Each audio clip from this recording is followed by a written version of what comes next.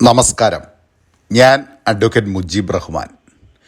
ഇന്നത്തെ പ്രധാന നിയമവിശേഷങ്ങളിലേക്ക് സ്വാഗതം. ഡൽഹി മദ്യനയ കേസിലെ ഇടക്കാല ജാമ്യം 7 ദിവസം കൂടി നീട്ടണമെന്നാവശ്യപ്പെട്ട് ഡൽഹി മുഖ്യമന്ത്രി അരവിന്ദ് കെജ്രിവാൾ നൽകിയ അപേക്ഷ സുപ്രീം കോടതി രജിസ്ട്രി സ്വീകരിച്ചില്ല. സ്ഥിരം ജാമ്യത്തിന് വിചാരണ കോടതിയെ സമീപിക്കാൻ സുപ്രീം കോടതി നേരത്തെ നിർദ്ദേശിച്ചതിനാൽ അപേക്ഷ സ്വീകരിക്കാനാകില്ലെന്ന് രജിസ്ട്രി വ്യക്തമാക്കി. വിചാരണ കോടതിയുടെ അനുകൂല ഉത്തരവില്ലെങ്കിൽ അരവിന്ദ് കെജ്രിവാളിന് ജൂൺ 2 തിഹാർ ജയിലിലേക്ക് മടങ്ങേണ്ടി വരും. ജസ്റ്റിസുമാരായ സഞ്ജീവ് ഖന്ന, ദീപാങ്കർ ദത്ത എന്നിവരടങ്ങിയ ബെഞ്ചാണ് കെജ്രിവാളിന് ഇടക്കാല ജാമ്യം അനുവദിച്ചിരുന്നത്. ഈ ഉത്തരവിൽ സ്ഥിരം ജാമ്യത്തിന് കെജ്രിവാളിന് വിചാരണ കോടതിയെ സമീപിക്കാമെന്ന് വ്യക്തമാക്കിയിരുന്നു. എന്നാൽ വിചാരണ കോടതിയെ സമീപിക്കാതെ ഇടക്കാല ജാമ്യം നീട്ടുന്നതിന് സുപ്രീം കോടതിയിൽ കെജ്രിവാൾ സമർപ്പിച്ച അപേക്ഷ നിയമപരമായി നിലനിൽക്കില്ലെന്നാണ് രജിസ്ട്രിയുടെ നിലപാട്. ഇടക്കാല ജാമ്യം നീട്ടണമെന്ന കെജ്രിവാളിന്റെ ആവശ്യം അടിയന്തരമായി കേൾക്കണമെന്ന് അദ്ദേഹത്തിന്റെ അഭിഭാഷകൻ അഭിഷേക് മനു സിംഗ്വി കഴിഞ്ഞ ദിവസം അവധിക്കാല ബെഞ്ചിന് മുമ്പാകെ ആവശ്യപ്പെട്ടിരുന്നു. ഇക്കാര്യത്തിൽ സുപ്രീം കോടതി ചീഫ് ജസ്റ്റിസ് തീരുമാനമെടുക്കുമെന്നായിരുന്നു അവധിക്കാല ബെഞ്ച് വ്യക്തമാക്കിയത്. ED അറസ്റ്റ് ചെയ്ത നടപടി ചോദ്യം ചെയ്ത് കെജ്രിവാൾ നൽകിയ ഹർജി വിധി പറയാനായി സുപ്രീം കോടതി മാറ്റിയിരിക്കുകയാണ്. ആരോഗ്യ പ്രശ്നങ്ങൾക്ക് ചില പരിശോധനകൾ ആവശ്യമാണെന്ന് ചൂണ്ടിക്കാട്ടിയാണ് ഇടക്കാല ജാമ്യം നീട്ടി നൽകണമെന്നാവശ്യപ്പെട്ട് കെജ്രിവാൾ സുപ്രീം കോടതിയെ സമീപിച്ചത്. ഈ പരിശോധനകൾ പൂർത്തിയാക്കാൻ ഒരാഴ്ചത്തെ സമയം കൂടി വേണമെന്നാണ് ആവശ്യം. CT സ്കാൻ ഉൾപ്പെടെ എടുക്കുന്നതിനാണ് കൂടുതൽ സമയം തേടി കെജ്രിവാൾ സുപ്രീം കോടതിയെ സമീപിച്ചത്. പതിറ്റാണ്ടുകളോളം നീണ്ടുനിന്ന വ്യവഹാരം ചർച്ചകളിലൂടെ പരിഹരിച്ചതിന് കക്ഷികൾ നൽകിയ ഫീസ് സ്വീകരിക്കാൻ വിസമ്മതിച്ച് സീനിയർ അഭിഭാഷകൻ R. ബസന്ത്. ഇതേ തുടർന്ന് കേസിലെ കക്ഷികൾ R. ബസന്തിന്റെ സീനിയറായിരുന്ന അഭിഭാഷകൻ K. ഭാസ്കരൻ നായരുടെ പേരിലുള്ള ഫൗണ്ടേഷന് 45 ലക്ഷം രൂപ സംഭാവനയായി നൽകി. അമിക്കസ് ക്യൂറിയായി ബസന്ത് നൽകിയ സേവനത്തെ സുപ്രീം കോടതി പ്രകീർത്തിക്കുകയും ചെയ്തു. ഡെറ്റിനേഴ്സ് പ്രൈവറ്റ് ലിമിറ്റഡ്, യെസ്മെൻ മെറ്റാലോ കെമിക്കൽസ് പ്രൈവറ്റ് ലിമിറ്റഡ് എന്നീ 2 കമ്പനികളുടെ നിയന്ത്രണവും ഓഹരിയുമായി ബന്ധപ്പെട്ട ഒരു കുടുംബത്തിലെ വിവിധ അംഗങ്ങൾക്കിടയിലുണ്ടായ തർക്കമാണ് കേസിലെത്തിയത്. 2010 സുപ്രീം കോടതിയിലെത്തിയ തർക്കം ചർച്ചകളിലൂടെ പരിഹരിക്കാൻ ജസ്റ്റിസുമാരായ കുര്യൻ ജോസഫും R. ഭാനുമതിയും അടങ്ങിയ ബെഞ്ച് നിർദ്ദേശിക്കുകയായിരുന്നു. തുടർന്ന് സീനിയർ അഭിഭാഷകൻ R. ബസന്തിനെ മധ്യസ്ഥനായി നിയമിച്ചു. R. ബസന്ത് നടത്തിയ മധ്യസ്ഥ ചർച്ചകളുടെ അടിസ്ഥാനത്തിൽ 2017 തർക്കം പരിഹരിക്കാനുള്ള ഫോർമുല തയ്യാറായി. അന്ന് തർക്കത്തിൽ ഉൾപ്പെട്ട കക്ഷികൾ മധ്യസ്ഥ ചർച്ചകൾക്ക് നേതൃത്വം നൽകിയ R. ബസന്തിന് ഫീസ് നൽകാൻ തയ്യാറായിരുന്നു. എന്നാൽ ആ തുക സ്വീകരിക്കാൻ അദ്ദേഹം വിസമ്മതിച്ചു. തുടർന്ന് ബസന്തിന് കൈമാറാൻ നിശ്ചയിച്ചിരുന്ന 20 ലക്ഷം രൂപ കക്ഷികൾ ടാറ്റ മെമ്മോറിയൽ ക്യാൻസർ ആശുപത്രിക്ക് കൈമാറി. ബസന്തിന്റെ ജൂനിയറായി പ്രവർത്തിച്ച അഭിഭാഷകൻ A. കാർത്തിക്കും മധ്യസ്ഥ ചർച്ചകൾക്കുള്ള ഫീസ് സ്വീകരിച്ചില്ല. 2017 തർക്ക പരിഹാര ഫോർമുല പൂർണ്ണമായി നടപ്പാക്കാത്തതിനെ തുടർന്ന് തർക്കം വീണ്ടും സുപ്രീം കോടതിയുടെ പരിഗണനയിലെത്തി. ജസ്റ്റിസ് JK മഹേശ്വരി അധ്യക്ഷയായ സുപ്രീം കോടതി ബെഞ്ച് R. ബസന്തിനെ കേസിലെ അമിക്കസ് ക്യൂറിയായി നിയമിച്ചു. തുടർന്ന് ബസന്ത് നേതൃത്വം നൽകി നടത്തിയ ചർച്ചകളിലാണ് തർക്കത്തിന് ശാശ്വതമായ പരിഹാരമായത്. ഇത്തവണയും സീനിയർ അഭിഭാഷകനായ R. ബസന്ത് ഫീസ് സ്വീകരിക്കാൻ തയ്യാറായില്ല. തുടർന്നാണ് കോഴിക്കോട് കേന്ദ്രീകരിച്ച് പ്രവർത്തിക്കുന്ന അഡ്വക്കേറ്റ് K. ഭാസ്കരൻ നായർ ഫൗണ്ടേഷന് കക്ഷികൾ 45 ലക്ഷം രൂപ സംഭാവനയായി കൈമാറിയത്. K. ഭാസ്കരൻ നായരുടെ ജൂനിയറായാണ് R. ബസന്ത് അഭിഭാഷക വൃത്തി ആരംഭിച്ചത്. ദീർഘകാലം കേരള ഹൈക്കോടതിയിലെ ജഡ്ജിയായിരുന്നു R. ബസന്ത്. സീനിയർ അഭിഭാഷകൻ R. ബസന്തിന്റെയും അഭിഭാഷകൻ A. കാർത്തികിന്റെയും സേവനത്തെ ജസ്റ്റിസുമാരായ JK മഹേശ്വരിയും സഞ്ജയ് കരോളും അടങ്ങിയ ബെഞ്ച് പ്രശംസിച്ചു. പാസ്പോർട്ട് ഉടമയ്ക്ക് പ്രായപൂർത്തിയായ ശേഷം പിതാവിന്റെ പേരിന്റെ സ്ഥാനത്ത് രണ്ടാനച്ഛന്റെ പേര് മാറ്റി അച്ഛൻ്റെ പേര് ഉൾപ്പെടുത്താൻ കഴിയില്ലെന്ന വിദേശകാര്യ മന്ത്രാലയത്തിൻ്റെ വാദം ഡൽഹി ഹൈക്കോടതി തള്ളി. അച്ഛൻ്റെ പേര് മാറ്റി രണ്ടാനച്ഛൻ്റെ പേര് ചേർക്കാൻ മാത്രമേ അനുമതിയുള്ളൂവെന്നും രണ്ടാനച്ഛൻ്റെ പേര് മാറ്റി അച്ഛൻ്റെ പേര് വെക്കാൻ പാസ്പോർട്ട് മാനുവലിൽ വ്യവസ്ഥയില്ലെന്നുമായിരുന്നു വിദേശകാര്യ മന്ത്രാലയത്തിൻ്റെ വാദം. ഈ വാദം തള്ളിയ ഡൽഹി ഹൈക്കോടതി ഹർജിക്കാരിയുടെ അച്ഛൻ്റെ പേര് ഉൾപ്പെടുത്താൻ അനുവദിക്കാത്തത് ഭരണഘടനാ വിരുദ്ധമാണെന്ന് നിരീക്ഷിച്ചു. ഹർജിക്കാരിക്ക് പ്രായപൂർത്തിയാകുന്നതിന് മുമ്പെടുത്ത ഇന്ത്യൻ പാസ്പോർട്ടിൽ പിതാവിൻ്റെ പേരിൻ്റെ സ്ഥാനത്ത് അമ്മ രണ്ടാമത് വിവാഹം കഴിച്ച ആളുടെ പേരായിരുന്നു നൽകിയിരുന്നത്. പ്രായപൂർത്തിയായ ശേഷം തൻ്റെ അച്ഛൻ്റെ പേര് തൻ്റെ പിതാവിൻ്റെ പേരിൻ്റെ സ്ഥാനത്ത് ചേർക്കണമെന്ന് ഹർജിക്കാരി അപേക്ഷ നൽകിയെങ്കിലും അധികാരികൾ അനുവദിച്ചില്ല. ഇതേ തുടർന്നാണ് ഹർജിക്കാരി ഡൽഹി ഹൈക്കോടതിയെ സമീപിച്ചത്. മൂന്നാറിലെ ഭൂമി കയ്യേറ്റവുമായി ബന്ധപ്പെട്ടിട്ടുള്ള കേസുകളിൽ പുനരന്വേഷണത്തിന് ഉത്തരവിടുമെന്ന് ഹൈക്കോടതി. കേസുകളിൽ വീഴ്ചയുണ്ടായതെങ്ങനെയെന്ന് വിശദീകരിക്കാൻ പ്രോസിക്യൂഷൻ ഡയറക്ടർ ജനറൽ ഹാജരാകണമെന്നും justice A. Muhammad Mushtaq, justice S. Manu എന്നിവരുൾപ്പെട്ട ഡിവിഷൻ ബെഞ്ച് നിർദ്ദേശിച്ചു. കയ്യേറ്റവുമായി ബന്ധപ്പെട്ട അന്വേഷണം CBIക്ക് കൈമാറണോ എന്നതിൽ DGPയെയും കേട്ട ശേഷം തീരുമാനമെടുക്കുമെന്ന് കോടതി പറഞ്ഞു. കേസിൽ CBIയെ കക്ഷി ചേർക്കും. മൂന്നാറിലെ കയ്യേറ്റം ഒഴിപ്പിക്കണമെന്നാവശ്യപ്പെട്ട് വൺ എർത്ത് വൺ ലൈഫ് നൽകിയ ഹർജിയാണ് ഹൈക്കോടതി പരിഗണിച്ചത്. മൂന്നാറിൽ വ്യാജ പട്ടയങ്ങൾ നൽകിയ വിഷയത്തിൽ മുൻ അഡീഷണൽ തഹസീൽദാർ MI രവീന്ദ്രനെതിരെ കേസ് രജിസ്റ്റർ ചെയ്തിട്ടുണ്ടോ എന്ന് അറിയിക്കണമെന്നും കോടതി നിർദ്ദേശിച്ചു. രവീന്ദ്രൻ ഒറ്റയ്ക്ക് ഇക്കാര്യങ്ങൾ ചെയ്യാനാവില്ലെന്നും കോടതി പറഞ്ഞു. കയ്യേറ്റവുമായി ബന്ധപ്പെട്ട വിചാരണ കോടതി നേരത്തെ തീർപ്പാക്കിയ 42 കേസുകളിൽ കേന്ദ്ര ഭൂസംരക്ഷണ നിയമത്തിന്റെ പരിധിയിൽ വരുന്നതൊഴികെയുള്ളതിൽ പുനരന്വേഷണം വേണ്ടിവരും. പ്രതികൾക്കെതിരെ ക്രിമിനൽ ഗൂഢാലോചന മാത്രമാണ് ചുമത്തിയതെന്നും ഹൈക്കോടതി ചൂണ്ടിക്കാട്ടി. ഇന്ത്യ മതനിരപേക്ഷ രാജ്യമാണെന്നും എല്ലാ മതങ്ങളെയും ഭരണകൂടം തുല്യമായി കണക്കാക്കണമെന്നും മദ്രാസ് ഹൈക്കോടതി. ഹിന്ദു മുസ്ലിം നിയമങ്ങൾക്കനുസരിച്ച് സ്വത്തുക്കൾ സംരക്ഷിക്കാൻ രജിസ്ട്രേഷൻ നിയമത്തിൽ വ്യവസ്ഥയുള്ളപ്പോൾ ക്രിസ്ത്യൻ പള്ളികളുടെ കാര്യത്തിൽ നിയമമില്ലാത്തത് ആശ്ചര്യകരമാണെന്നും പള്ളികളുടെ സ്വത്തുക്കൾ 1908 രജിസ്ട്രേഷൻ ചട്ടത്തിലെ 22A വകുപ്പിൽ ഉൾപ്പെടുത്തേണ്ട സമയം അതിക്രമിച്ചെന്നും ജസ്റ്റിസ് GR സ്വാമിനാഥൻ നിരീക്ഷിച്ചു. ചില സ്ഥലക്കൈമാറ്റ രേഖകളുടെ രജിസ്ട്രേഷൻ നടത്തുന്നത് അനുവദിക്കാതിരിക്കാൻ സർക്കാരിന് അധികാരം നൽകുന്ന ചട്ടമാണിത്.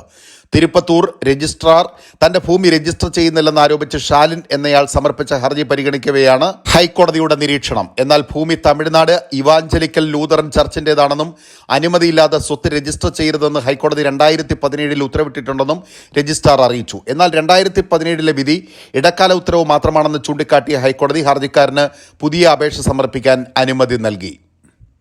ആലത്തൂരിൽ അഭിഭാഷകനോട് പോലീസ് ഉദ്യോഗസ്ഥൻ മോശമായി പെരുമാറിയ സംഭവത്തിൽ പോലീസിനെ വിമർശിച്ച് ഹൈക്കോടതി. പോലീസ് സ്റ്റേഷനെ ടെറർ സ്ഥലമാക്കേണ്ട കാര്യമില്ലെന്ന് കോടതി പറഞ്ഞു. മോശം വാക്കുകൾ ഉപയോഗിച്ചാൽ ജനങ്ങളെ നിയന്ത്രിക്കാൻ കഴിയുമെന്ന് ആരാണ് പോലീസിനോട് പറഞ്ഞതെന്നും കോടതി ചോദിച്ചു. അധികാരമില്ലാത്ത ജനങ്ങളോട് ഇത്തരം കാര്യങ്ങളാവാമെന്ന് കരുതരുതെന്നും കോടതി പറഞ്ഞു. പോലീസ് നടപടികളുടെ ദൃശ്യങ്ങൾ പകർത്തുന്നത് എങ്ങനെ ജോലി തടസ്സപ്പെടുത്തലാകുമെന്നും കോടതി ചോദിച്ചു. പോലീസ് ഉദ്യോഗസ്ഥനായ റനീഷിനെതിരെ അന്വേഷണം നടക്കുന്നുണ്ടെന്ന് പോലീസ് മേധാവി കോടതിയെ അറിയിച്ചു. വാഹനാപകട കേസുമായി ബന്ധപ്പെട്ട് ആലത്തൂർ സ്റ്റേഷനിൽ ഹാജരായ അഡ്വക്കേറ്റ് ആക്കിബ് സുഹൈലിനോട് ആലത്തൂർ സബ് ഇൻസ്പെക്ടർ തട്ടിക്കയറിയത് സംഭവിക്കാൻ പാടില്ലാത്തതാണ് SIയുടെ ഭാഗത്തുനിന്നും ഉണ്ടായതെന്ന് സംസ്ഥാന പോലീസ് മേധാവി ഹൈക്കോടതിയെ നേരത്തെ തന്നെ അറിയിച്ചിരുന്നു. സംഭവത്തിന് പിന്നാലെ പൊതുജനങ്ങളോടുള്ള എടാപോടാ വിളികൾ ഒഴിവാക്കണമെന്നാവശ്യപ്പെട്ട് പോലീസ് മേധാവി വീണ്ടും സർക്കുലർ പുറപ്പെടുവിച്ചിരുന്നു. ഇക്കാര്യം കർശനമായി നടപ്പാക്കണമെന്ന് ഉദ്യോഗസ്ഥരോട് നിർദ്ദേശിച്ചിട്ടുണ്ടെന്നും പോലീസ് മേധാവി ഹൈക്കോടതിയെ അറിയിച്ചിരുന്നു. കൊച്ചിയിൽ അതിരൂക്ഷമാകുന്ന വെള്ളക്കെട്ടിനും മാലിന്യ പ്രശ്നങ്ങൾക്കും ജനങ്ങളും ഉത്തരവാദികളാണെന്ന് ഹൈക്കോടതി. ടൺ കണക്കിന് മാലിന്യമാണ് ജനങ്ങൾ പൊതുസ്ഥലങ്ങളിലേക്ക് വലിച്ചെറിയുന്നത്. ഇതേ തുടർന്നുണ്ടാകുന്ന മാലിന്യ പ്രതിസന്ധിയിൽ ജനങ്ങളെ കുറ്റം പറയുമെന്ന് ഹൈക്കോടതി ജഡ്ജി ജസ്റ്റിസ് ദേവൻ രാമചന്ദ്രൻ വിമർശിച്ചു. മാലിന്യ സംസ്കരണത്തിന് ജനങ്ങൾ ഇങ്ങനെ എതിർ നിന്നാൽ എന്തു ചെയ്യും? റെസിഡൻസ് അസോസിയേഷനുകളെ കക്ഷി ചേർക്കേണ്ടി വരുമെന്നും ഹൈക്കോടതി വിമർശിച്ചു. കനത്ത മഴയെ തുടർന്ന് കൊച്ചിയിൽ വെള്ളക്കെട്ട് രൂക്ഷമായിരിക്കുകയാണ്. ഇതിന് പിന്നാലെ മാലിന്യ പ്രശ്നങ്ങളും പ്രതിസന്ധി സൃഷ്ടിക്കുന്നുണ്ട്. ഈ പശ്ചാത്തലത്തിലാണ് ഹൈക്കോടതിയുടെ വിമർശനം. ഭഗവാൻ ശിവന് നമ്മുടെ സംരക്ഷണം ആവശ്യമില്ലെന്ന നിരീക്ഷണവുമായി ഡൽഹി ഹൈക്കോടതി. യമുന നദീതീരത്ത് സംരക്ഷിത മേഖലയിലുള്ള ശിവക്ഷേത്രം പൊളിച്ചു നീക്കാൻ അനുമതി നൽകിക്കൊണ്ടാണ് ജസ്റ്റിസ് ധർമ്മേശ് ശർമ്മ ഇക്കാര്യം പറഞ്ഞത്. അനുഗ്രഹവും സംരക്ഷണവും തേടി നമ്മൾ ജനങ്ങളാണ് ഭഗവാൻ ശിവനെ സമീപിക്കുന്നത്. യമുനയുടെ കരയിലെ അനധികൃത കയ്യേറ്റങ്ങളും അനധികൃത നിർമ്മാണങ്ങളും ഒഴിപ്പിക്കുന്നത് ഭഗവാന് കൂടുതൽ സന്തോഷം പകരുന്ന കാര്യമായിരിക്കും. ഈശ്വരനെ കക്ഷിയായി കേസിൽ ചേർത്തതിനെയും കോടതി ചോദ്യം ചെയ്തു. ചില ക്ഷേത്ര സമിതി അംഗങ്ങളുടെ നിക്ഷിപ്ത താൽപര്യം സംരക്ഷിക്കാൻ വിഷയത്തിന് വേറെ നിറം നൽകാനാണ് തീവ്ര ശ്രമം. യമുന നദീതീരത്തെ സംരക്ഷിത മേഖലയിലെ ശിവക്ഷേത്രം പൊളിച്ചു നീക്കാൻ ഡൽഹി വികസന അതോറിറ്റിയാണ് ഉത്തരവിറക്കിയത്. ഇതിനെ ചോദ്യം ചെയ്ത് ക്ഷേത്ര സമിതി ഡൽഹി ഹൈക്കോടതിയെ സമീപിക്കുകയായിരുന്നു. ഹർജി തള്ളിയ ഹൈക്കോടതി വിഗ്രഹവും പൂജാ സാമഗ്രികളും ഉൾപ്പെടെ മാറ്റാൻ 15 ദിവസം ക്ഷേത്ര സമിതിക്ക് സമയം അനുവദിച്ചു. ഡൽഹി കലാപവുമായി ബന്ധപ്പെട്ട കേസിൽ സാമൂഹ്യ പ്രവർത്തകൻ ഷർജിൽ ഇമാമിന് ഡൽഹി ഹൈക്കോടതി ജാമ്യം അനുവദിച്ചു. CAA NRC പ്രക്ഷോഭ പരിപാടികളിൽ പങ്കെടുത്ത് ജാമിയ മിലിയയിലും അലിഗഡ് സർവകലാശാലയിലും പ്രകോപനപരമായ പ്രസംഗങ്ങൾ നടത്തിയെന്നാരോപിച്ച് രാജ്യദ്രോഹ കുറ്റവും UAPAയും മറ്റും ചുമത്തിയ കേസിലാണ് ജാമ്യം. കുറ്റകൃത്യങ്ങൾക്ക് ലഭിച്ചേക്കാവുന്ന ശിക്ഷയുടെ പകുതിയും ഷാർജിൽ ഇമാം ഇതിനോടകം അനുഭവിച്ചു കഴിഞ്ഞതായി ഹൈക്കോടതി ചൂണ്ടിക്കാട്ടി. എന്നാൽ ഡൽഹി കലാപവുമായി ബന്ധപ്പെട്ട ഗൂഢാലോചന കേസിൽ പ്രതിയായതിനാൽ ഷർജിൽ ഇമാം ജയിൽ മോചിതനാകില്ല. നേരത്തെ വിചാരണ കോടതി ജാമ്യാപേക്ഷ തള്ളിയിരുന്നു. മസാല ബോണ്ട് ഇറക്കിയതിൽ വിദേശ നാണ്യ വിനിമയ ചട്ട ലംഘനമുണ്ടോ എന്ന അന്വേഷണത്തിന്റെ ഭാഗമായി എൻഫോഴ്സ്മെന്റ് ഡയറക്ടറേറ്റ് നൽകിയ സമൻസ് ചോദ്യം ചെയ്ത് മുൻ ധനകാര്യമന്ത്രി ഡോക്ടർ TM തോമസ് ഐസക് നൽകിയ ഹർജി ജൂൺ 19 പരിഗണിക്കാനായി മാറ്റി. ഏപ്രിൽ 2 ഹാജരാകാൻ നിർദ്ദേശിച്ചാണ് ED 7ാം തവണ തോമസ് ഐസക്കിന് നോട്ടീസ് നൽകിയത്. നേരത്തെ അയച്ച സമൻസ് ചോദ്യം ചെയ്ത് നൽകിയ ഹർജി കോടതിയിലിരിക്കെയാണ് 7ാം തവണയും നോട്ടീസ് നൽകിയത്. ഇത് നിയമപരമല്ലെന്നും സ്റ്റേ ചെയ്യണമെന്നും ആവശ്യപ്പെട്ടാണ് ഐസക് കോടതിയെ സമീപിച്ചത്. തെരഞ്ഞെടുപ്പിന് മുമ്പ് ചോദ്യം ചെയ്യേണ്ടതില്ലെന്ന് ജസ്റ്റിസ് TR രവി ഇടക്കാല ഉത്തരവിട്ടിരുന്നു. ഈ ഹർജിയിൽ വിശദവാദത്തിനായാണ് മാറ്റിയത്. സിംഗിൾ ബെഞ്ചിന്റെ ഇടക്കാല ഉത്തരവ് റദ്ദാക്കണമെന്നാവശ്യപ്പെട്ട എൻഫോഴ്സ്മെന്റ് ഡയറക്ടറേറ്റ് നേരത്തെ ഡിവിഷൻ ബെഞ്ചിനെ സമീപിച്ചെങ്കിലും ഇടപെട്ടില്ല. കേരള ബാങ്കിന് വിവരാവകാശ നിയമം ബാധകമാണെന്നും വിവരാവകാശ നിയമം 2005 പ്രകാരം പൗരന്മാർക്ക് വിവരം നൽകുന്നതിന് ബാധ്യതയുണ്ടെന്നും വിവരാവകാശ കമ്മീഷൻ ഉത്തരവിട്ടു. കൊച്ചി പള്ളുരുത്തിയിൽ പുതിയിടത്ത് PB ഹേമലത നൽകിയ പരാതി ഹർജി പരിഗണിച്ചാണ് കമ്മീഷൻ ഉത്തരവായത്. വിവരാവകാശ നിയമപ്രകാരം കേരള ബാങ്കിൽ നൽകിയ അപേക്ഷന്മേൽ വിവരം നൽകിയില്ലെന്നും അന്വേഷണം നടത്തി നടപടി സ്വീകരിക്കണമെന്നുമുള്ള ഹർജിയിലാണ് കമ്മീഷന്റെ ഉത്തരവ്. സർക്കാർ പുറപ്പെടുവിച്ച ഉത്തരവ് മുഖേന സ്ഥാപിക്കപ്പെട്ട സ്ഥാപനമെന്ന നിലയിലും സർക്കാർ സാമ്പത്തിക സഹായം നൽകിയിട്ടുള്ള സ്ഥാപനമെന്ന നിലയിലും വിവരാവകാശ നിയമത്തിന്റെ പരിധിയിൽ കേരള ബാങ്ക് വരുമെന്നും കേരള ബാങ്കിൽ പബ്ലിക് ഇൻഫർമേഷൻ ഓഫീസർമാരെയും അപ്പീൽ അധികാരികളെയും നിയമിക്കണമെന്നും ജനറൽ മാനേജർക്ക് കമ്മീഷൻ നിർദ്ദേശം നൽകി. മഞ്ഞുമൽ ബോയ്സ് സിനിമയുടെ നിർമ്മാതാക്കളായ നടൻ സൗബിൻ ഷാഹിർ, ഷോൺ ആന്റണി എന്നിവർ സിനിമയ്ക്കായി നിക്ഷേപം നടത്തിയയാളെ ചതി ചെയ്യാൻ മുൻധാരണ പ്രകാരം പ്രവർത്തിച്ചെന്ന് മരട് പോലീസിന്റെ അന്വേഷണ റിപ്പോർട്ട്. ഇരുവരും നൽകിയ മുൻകൂർ ജാമ്യാപേക്ഷയിലാണ് മരട് ഇൻസ്പെക്ടർ സജികുമാർ ഹൈക്കോടതിയിൽ റിപ്പോർട്ട് നൽകിയത്.